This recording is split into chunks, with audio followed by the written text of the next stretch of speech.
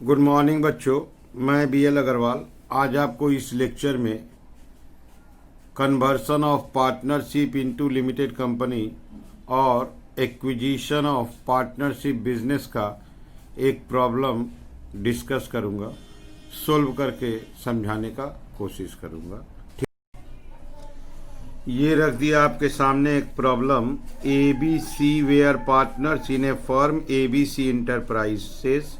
Partnership firm का नाम है ABC इंटरप्राइजेज, जिनका प्रॉफिट शेयरिंग रेशियो 3:1 था। ये देखिए ABC पार्टनर है, उनका कैपिटल दिया हुआ है, उनका बैलेंस शीट में कैपिटल का बैलेंस है, जनरल रिजर्व उसी लोगों का है, उसमें बांट दिया जाता है।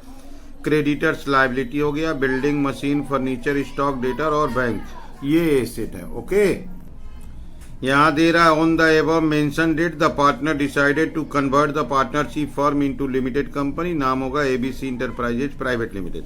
ये conversion of partnership into limited company हो गया। ये पार्टनरशिप बदल के एक कंपनी हो जाएगा। Company all assets including cash and bank all creditors. Company सारा एसेट्स, ये 6 एसेट्स जो है और क्रेडिटर है, टेक ओवर कर लेगा 42 लाख में, और 42 लाख का पेमेंट करेगा 10 रुपये वाला शेयर, मतलब 4,20,000 शेयर दे देगा। It recorded in its book land and building का दाम थोड़ा सा बढ़ा दिया है, मशीनरी का दाम कम कर दिया है, डेटर के ऊपर प्रोविजन किया है। इस काम का एक्सपेंसेस है 23,000 जो कंपनी बॉर्न करेगा। ये कॉस्ट ऑफ एक्विजिशन है। कंपनी का इनकॉर्पोरेटेड कॉस्ट है 57,000। कंपनी फॉर्मेशन खर्चा है 57। इसका एंट्री होता है प्रिलिमिनरी एक्सपेंस टू बैंक। ये कॉस्ट ऑफ एब्जॉर्प्शन है, इसका एंट्री होता है गुडविल टू बैंक। ठीक है, उसके अलावा दे रहा है the partner distributed the company share. Company का जो शेयर पार्टनर्स को मिलेगा वो आपस में लोग प्रॉफिट शेयरिंग रेशियो में बांट लेगा। उसके बाद वो लोग अकाउंट अपना रिसीविंग कैश या पेइंग कैश के रूप में सेटल कर देगा।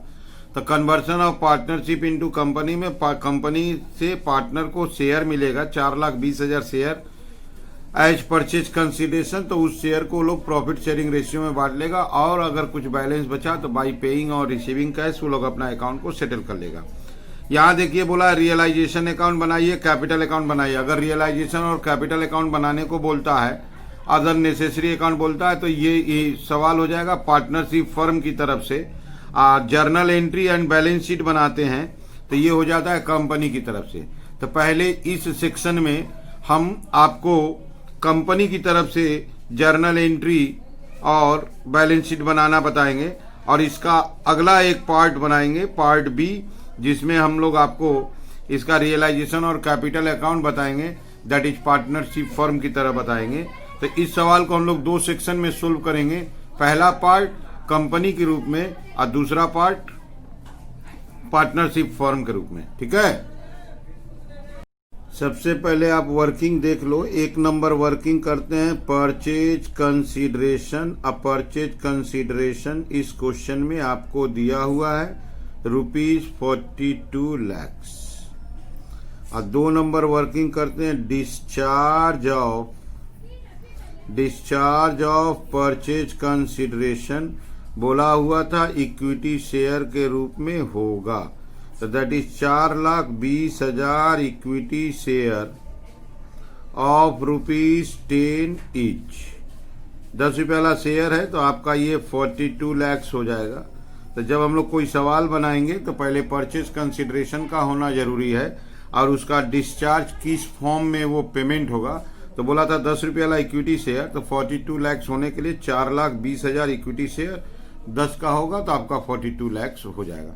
ठीक है, अब चलिए इसका जर्नल एंड बैलेंस शीट ये रख दिया आपके लिए कंपनी का। In the books of ABC enterprise private limited journal सबसे पहला एंट्री होता है, हम लोग एक बिजनेस परचेज किए हैं, तो business purchase account debit 42 lakh में परचेज किए हैं to messrs ABC enterprises account. Partnership firm का नाम था ABC इंटरप्राइजेस अकाउंट। नरेशन होगा being purchase consideration due on conversion of partnership business. Okay, तो सबसे पहले हम लोग बिजनेस एक्वायर किए, बिजनेस का वैल्यूएशन हुआ 42 लैक्स। तो 42 लैक्स में हम लोग एबीसी इंटरप्राइज का बिजनेस टेक ओवर किए हैं। तो पहला एंट्री हो गया business purchase account debit to ABC enterprises account 42 lakhs. Okay, अब हमको उसका एसेट्स मिलेगा। एसेट्स में लैंड एंड बिल्डिंग है, तो land and building take over हुआ है। Land and building account debit, उसका एग्रीड वैल्यू आपका हुआ है 16,40,000। इसके अलावा मशीनरी है, मशीनरी अकाउंट डेबिट, मशीनरी का एग्रीड वैल्यू आपका हुआ है 9,90,000। इसके अलावा फर्नीचर है, फर्नीचर का कोई एग्रीड वैल्यू नहीं दिया है, तो फर्नीचर का एग्रीड वैल्यू नहीं दिया तो बुक वैल्यू ले लेंगे 6,10,000। जिसका एग्रीड वैल्यू देगा agreed value, otherwise book value. Stock account debit, stock account debit रखेंगे 8,40,000। डेटर पे प्रोविजन बोला है, प्रोविजन अलग लेंगे। Debtor account debit 6 lakh, debtor account debit 6 lakh. इसके अलावा बैंक है, bank account debit 1,90,000, bank account debit 1,90,000। एक लाइन गैप देके 2। क्रेडिटर्स अकाउंट 2 में आ जाएगा आपका क्रेडिटर्स अकाउंट। क्रेडिटर्स आपका 6 लाख था और डेटर के ऊपर 5% प्रोविजन बोला था, to provision for bad debt. Debtor आपका 6 लाख था, 5% होगा 30,000। और to business purchase, to business purchase account वो आपका था 42 लैक्स। तो हम लोग सामने वाले का एसेट्स ले लिए एग्रीड वैल्यू पे, लायबिलिटी ले लिए against the business purchase.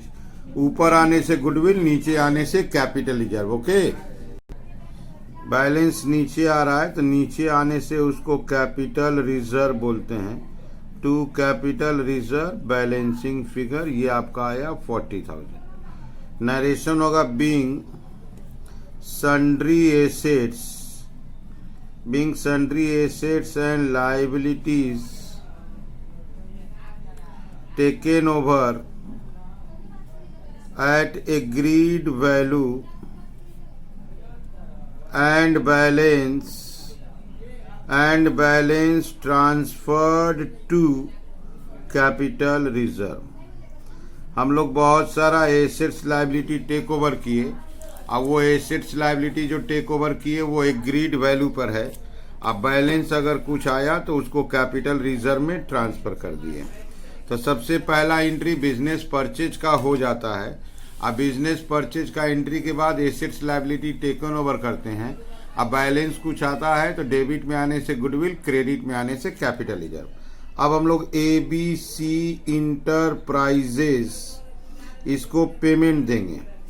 ABC enterprises account debit 42 lakh to equity share capital account, to equity share capital account 10 रुपये वाला शेयर दे देंगे, 42 लैक्स का शेयर दे देंगे। Being issue of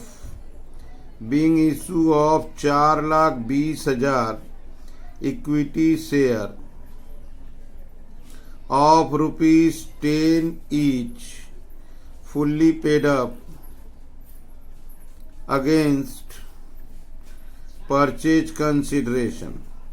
purchase consideration के बदले में 4,20,000 शेयर, दैट इज 42 लाख का शेयर दे दिए एबीसी इंटरप्राइजेस को। एंट्री कर दिए ABC enterprises account debit to equity share capital. इसके अलावा बोला था कॉस्ट ऑफ एक्विजिशन 23 पे किए हैं।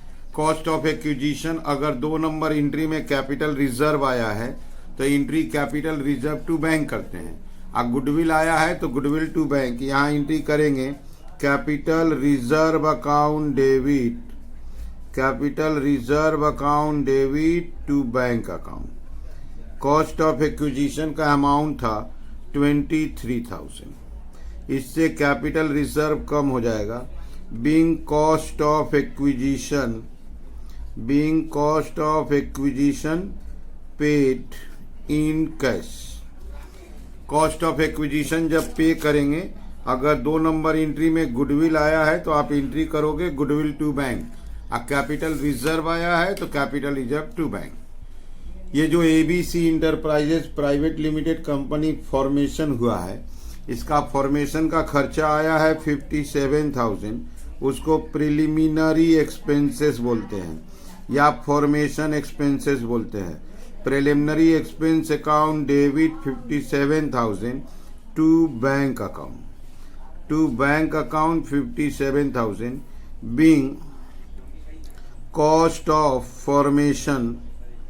being cost of formation or incorporation paid in cash। being cost of formation और incorporation paid in cash। ये 2 एक्स्ट्रा एंट्री है। जनरली सब में 3 एंट्री पाया जाता है।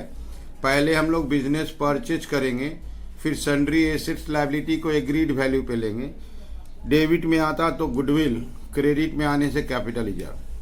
कॉस्ट ऑफ एक्विजिशन पे डिस्चार्ज कर देंगे, इक्विटी शेयर में डिस्चार्ज किया है। कॉस्ट ऑफ एक्विजिशन पे का एंट्री होता है गुडविल टू बैंक, और कैपिटल रिजर्व आने से कैपिटल रिजर्व टू बैंक। अब preliminary expense formation expense of the company का जर्नल एंट्री होता है preliminary expense account debit to bank. अब चलिए इसका बैलेंस शीट बना के ये रख दिया आपके सामने बैलेंस शीट का फॉर्मेट। लायबिलिटी में हेडिंग होगा equity and liabilities, equity and liabilities heading होगा, ठीक है। इक्विटी एंड लायबिलिटीज में ए नंबर होता है share holders fund. Share holders fund के अंडर में रोमन 1 आएगा आपका शेयर कैपिटल। अगर आपको याद हो तो 42 लाख का पेमेंट शेयर के थ्रू होता है। 2 नंबर में आएगा आपका reserve and surplus. Capital reserve 40,000 आया था, जिसमें से 23 का पेमेंट हुआ था, तो कैपिटल रिजर्व डेबिट किए थे, 17 बच गया। बी नंबर हेडिंग होता है non current liabilities. Non current liabilities में बोरोइंग्स, लोन, डिवेंचर आता है, नहीं है। सी नंबर होता है आपका करेंट लायबिलिटीज। करेंट लायबिलिटीज में आपका आता है ट्रेड पेएबल। ट्रेड पेएबल के अंडर में होता है क्रेडिटर्स। तो trade payable that is creditor आपका 6 लाख रुपया था। ओके, तो ये हो गया हम लोग का बैलेंस शीट। लायबिलिटी साइड का total 48,17,000। This is the total. अब इसके बाद आएगा एसेट्स।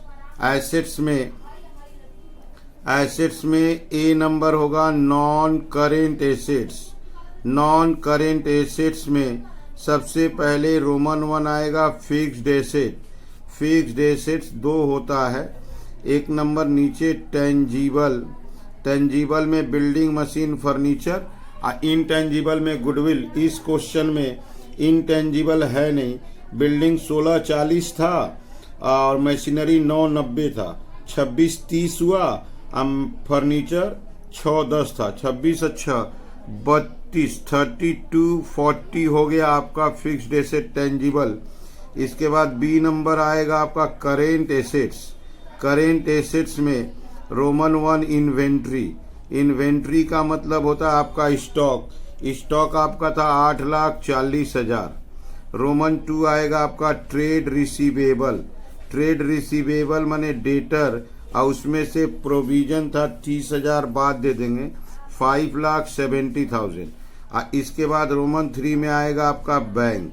अगर बैंक का बात किया जाए तो बैंक में 1,90,000 था। एक बार एक्सपेंस पे किए थे 23, एक बार पे किए थे 57, दैट इज 80,000 पेमेंट हुआ है, 1,10 हो गया। Other current asset preliminary expense जो है अदर करेंट एसेट्स में दे देंगे।